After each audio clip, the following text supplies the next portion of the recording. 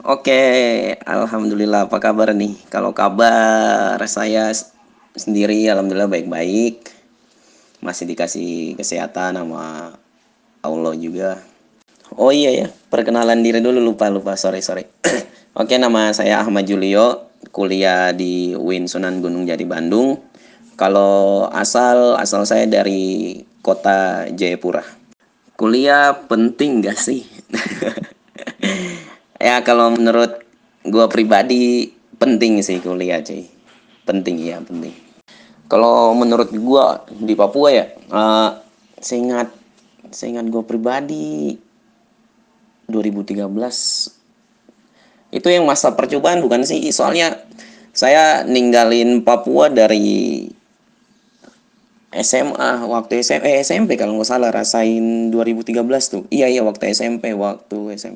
Dan itu berjalan aja sih. Soalnya kan kita waktu itu SMP, jadi nggak terlalu pusingin nama kurikulum, yang penting belajar aja. Cuma berjalan dan tapi nggak semua sekolah nerapin itu kan. Soalnya itu kan masih masa percobaan, hanya beberapa sekolah yang memang ditunjuk atau sebagai percobaan lah untuk K13 itu sendiri. Untuk kondisi pendidikan di Papua sendiri ya, karena gue jarang pulang juga, cuma bisa dilihat sih sebenarnya kondisi pendidikan tidak hanya di Papua, mungkin ya di daerah-daerah di Indonesia juga hampir semuanya ya kondisinya 11-12 lah. Oke, fine di kota pendidikannya oke lah di kota. Ya kan pendidikannya ya lumayan, fasilitas juga ya lumayan juga, nggak terlalu susah kalau misalnya di kota. Ya, cuma kalau misalnya kita bicara kondisi pendidikan seluruhnya untuk Papua, itu gue masih bisa bilang bahwasannya pendidikan di Papua masih ada di kelas memprihatinkan lah ya. Bukan di Papua aja sih, semuanya sebenarnya banyak di Indonesia juga yang kayak gitu. Oke, alasan kenapa gue bisa bilang kuliah itu penting. Gue bisa bilang kuliah penting setelah gue rasain bahwasannya kuliah itu emang penting. Setelah gue jalanin kuliah ya emang penting. Soalnya apa? Menurut gue pribadi nih, kalau misalnya ada yang mau sanggah, kalau misalnya ada yang mau nambahin juga nggak apa-apa. Kalau menurut gue pribadi, kuliah itu finishing cuy. Finishing dari pendidikan kita 12 tahun kan. SD, SMP, SMA, ya klimaksnya di kuliah cuy. Ya kan? Sebenarnya gue rasa benar-benar belajar nih ya. Itu waktu kuliah. Ya, soalnya waktu SMA, SMP banyak banget itu pelajaran-pelajaran yang emang gue pribadi nggak suka sama pelajaran-pelajaran itu cuy. Nggak suka, kemudian ya anggapnya ya biasa aja, udah kayak angin lalu. Pas kuliah baru gue benar-benar dapat jurusan yang benar-benar gue suka kan. Akhirnya gue bisa fokus di situ, baru gue ngerasain oh iya benar, kuliah tuh memang kita harus kuliah cuy. Ya tadi gue lebih ke passion sih ya kalau misalnya itu. Nah, untuk anak-anak yang gue ikutan aja lah daripada nganggur gini ya kan, mendingan gue kuliah lah, ini sekedar ikut-ikut rame gitu kan, ya kan, sekedar ikut rame. Gue saranin lu mendingan cari kerja cuy, sumpah lu mendingan cari kerja ya. Kuliah tuh nggak kayak apa ya, maksudnya kuliah itu nggak kayak pikiran kita waktu SMA. Sumpah kuliah itu beda cuy. Kita waktu SMA kita pikir kuliah, kuliah enak, kuliah bebas pakai bajunya, karena kita korban dari sinetron FTV yang menggambarkan kuliah itu kayak bebas, wah pacaran gini-gini, bawa motor gede gini-gini, gaya-gayaan. Enggak cuy, kuliah tuh lebih keras dari apa yang kita pikir waktu SMA. Demi gue nggak bohong, lu belum pernah kan kerja kerja tugas tuh sampai larut malam, sampai ketemu pagi lagi, dari awal malam tuh sampai pagi lagi lu masih kerjain tugas. Itu dunia kuliah cuy. Jadi kalau misalnya lu hanya ikut-ikutan, sama aja lu buang-buang duit orang tua. Mendingan lu cari kerja, ya kan? Cari kerja, nanti di situ baru ya, istilahnya kalau misalnya kita gue ikut-ikutan kerja lah, ya bodoh amat kan, lu dapat gaji, dapat keuntungan, dapat benefit dari itu. Sedangkan kalau kita pakai sistem gue ikut-ikut kuliah lah, ikut-ikut teman kuliah, lu nggak dapat apa-apa cuy. Demi selain kenalan-kenalan biasa, paling nongkrong-nongkrong gitu, ya ujung-ujungnya habis juga duit cuy. Tadi gue bilang terfokus dalam satu bidang. Oke, fine. gue waktu SMA, ya kan, tadi kan gue sempat bilang SMP SMA gue banyak nggak belajar, soalnya banyak pelajaran yang memang gue nggak suka, ya kan. Masuk kuliah gue dapat jurusan yang memang gue suka, akhirnya bisa fokus dalam satu jurusan gitu kan, satu bidang. Gue bisa fokus dalam bidang sejarah, apa yang gue pilih kan, istilahnya kan itu gue nggak buang-buang waktu, ya kan. Jadi udah ada ruang, gue bisa belajar apa yang gue suka, apa karena gue suka sejarah, gue belajar sejarah cuy, ya kan. Masalah bidang-bidang lain ya terserah gitu kan, cuma kan yang gue pengen gue fokus pada satu bidang. Masalah orang masih bingung kan, istilahnya orang masih bingung itu ada dua kesalahan sih cuy. Kalau misalnya dia masih bingung dengan jurusan, terus dia karena masih bingung dia pilih S2, kalau enggak apalah, ya kan. Ya kan, itu ada dua sebab cuy. Yang pertama waktu SMA-nya dia nggak pakai, dia nggak persiapan betul-betul persiapan buat kuliah. Yang kedua, ya kan, ini korban pendidikan, korban dari pendidikan yang model pendidikan sekarang. Gue tambahin dikit, sempurnain jawaban gue yang di atas. Oke, itu masalah gelombang, masalah hiu-hiu, ya kan, masalah ikan pari, ikan cupang, ya bodo amat lah ya masalah itu. Nah, itu tergantung keaktifan kita. Kalau misalnya kita udah berbicara tentang kuliah nih ya, kita udah masuk kuliah misalnya, kita udah masuk kuliah kan misalnya, itu tergantung keaktifan kita cuy. Oke, gue suka sama sejarah, gue masuk jurusan sejarah. Tapi cita-cita gue jadi pengusaha, ya gue cari jalan gimana caranya selain gue belajar sejarah, gue bisa dapat ilmu untuk jadi pengusaha. Gimana caranya gue jadi entrepreneur, gue gabung dengan UKM-UKM atau kegiatan ekstra di kuliah atau di kampus, gue gabung dengan mereka. Ya itu gue dapat istilahnya untuk eh, mempersiap gue setelah lulus dari kuliah, ya kan. Itu tergantung keaktifan. Masalah hiu, masalah gelombang itu tergantung keaktifan. Kalau misalnya kita udah masuk kuliah terus kita nggak aktif, kita gitu-gitu aja hanya sekedar nongkrong, ya ujung-ujungnya juga bingung. Kita nggak bisa salahin kuliah sebenarnya. Ah, ah,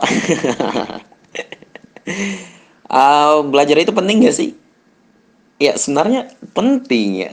Nggak usah, kita nggak usah nanya juga, sebenarnya belajar itu penting bro. Tanpa harus kita cari tahu, tanpa harus kita belajar di sekolah untuk cari tahu jawaban belajar itu penting apa enggak. Sebenarnya kita udah tahu belajar itu penting, ya kan. Semua agama, ya kan, semua agama nggak ada yang ngelarang buat nggak belajar sih, malah semuanya menyarankan untuk belajar, ya kan. Itu untuk dari segi, dari pandangan agama, dari pandangan sosial, dari pandangan orang tua, dari pandangan apa aja, semuanya belajar itu penting, ya kan. Mau ente kaya, mau ente miskin, mau ente apa kulitnya hitam, mau ente kulitnya putih, mau keriting, mau lurus, mau ente bisu, mau ente buta, mau ente tuli, belajar itu tetap penting coy. Nggak mandang ente kenapa ya, ada kondisi fisik ente kenapa, kondisi keuangan ente atau yang nggak ekonomi ente kenapa, ya tetap belajar itu penting. Iya kan, penting waktu, tapi mungkin dengan model yang masing-masing lah, iya kan. Dan untuk yang gue masuk kuliah nih tapi disarankan sama orang tua, sebenarnya ini masih jadi permasalahan sampai saat ini ya. Ini masih hangat banget kalau misalnya kita bincangin soal kayak gini. Soalnya ada beberapa teman, dia mau kuliah cuma orang tuanya bilang udah masuk ini aja lah, uh, apa ya yang ikatan dinas gitu, kayak stan. Oh ya stan, udah masuk stan aja nanti kedepannya bisa gini gini gini gini gini gini. Ya dia nggak bisa ngelawan orang tua ya lah. Satu sisi dia dalam hati, ya Allah kalau siapa tahu ini bisa ngebahagiain orang tua, aneh nggak mau ngelawan orang tua. Tapi kayak gitu sebenarnya salah sih, salah di orang tuanya sih, ya kan. Seharusnya anak itu harus salah kalau misalnya orang tuanya dia suruh kayak gini, suruh masuk ke ke kuliah A dan jurusan A nih, ya kan. Padahal anak itu nggak suka tapi orang tuanya maksa di situ, itu sebenarnya orang tuanya salah. Kecuali kalau orang tuanya udah paham, oh anak saya jagonya menggambar nih, nggak mungkin saya suruh masuk polisi, ya kan. Kalau anak saya sukanya menggambar ya saya masukin di ini aja, jurusan seni rupa, ya kan, itu kan tepat. Solusinya sendiri ya sebenarnya kita harus banyak ngobrol sih ke orang tua. Ma, apa saya sukanya ini, ya kan. Kalau misalnya orang tua kita saranin kita masuk jurusan A, ya kan, tinggal ngobrolin aja. Soalnya gimana ya, sepaham-pahamnya orang tua kita tentang kita, lebih paham kita sendiri dengan diri kita cuy, sedekat-dekatnya orang tua kita dengan kita, ya kan? Itu lebih paham diri kita sendiri dengan diri kita sendiri, cuy. Maksudnya apa? Kita lebih paham dengan diri kita sendiri, bukan orang tua. Ya kalau misalnya kita nggak menyanggupi matematika, ya obrolin ke orang tua, Pak, Ma, saya susah matematika. Hitung-hitungan saya susah, ya saya agak bermasalah sama matematika, tapi saya jago nih dalam menggambar. Ya kan, obrolin aja kayak gitu. Sebenarnya perlu diobrolin sih. Kalau misalnya maksa, ya kan, kalau orang tua misalnya maksa, ya sebenarnya orang tua nggak bakal maksa sih, ya kan. Kalau misalnya kita sebagai anak udah tidak menyanggupi hal itu. Untuk kondisi dunia perkuliahan saat ini, gue bisa bilang masih prihatin juga sih. Prihatin dalam artian bukan dari fasilitas dan lain sebagainya.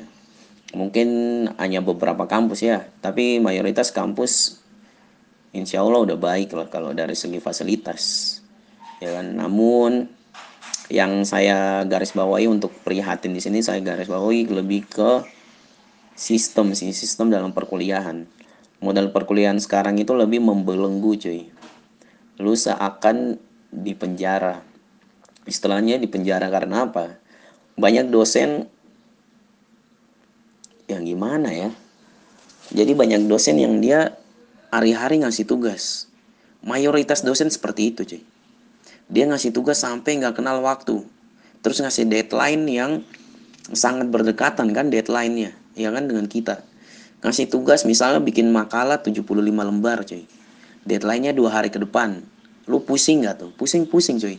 Ala-ala seperti ini seharusnya dihilangkan. Bukan dihilangkan sih, diminimalisir maksudnya. Ya kan, lebih normal lah ngasih tugasnya. Istilahnya dunia perkuliahan adalah dunia berkembangnya seorang siswa, ya kan? Ini tempat berkembangnya seorang siswa itu di dunia perkuliahan, berkembang, mulai dapat pemikiran baru, mulai dapat pengalaman baru, mulai dapat kemandirian yang tidak pernah dia dapatkan di waktu dia SMA dan SMP, ya kan?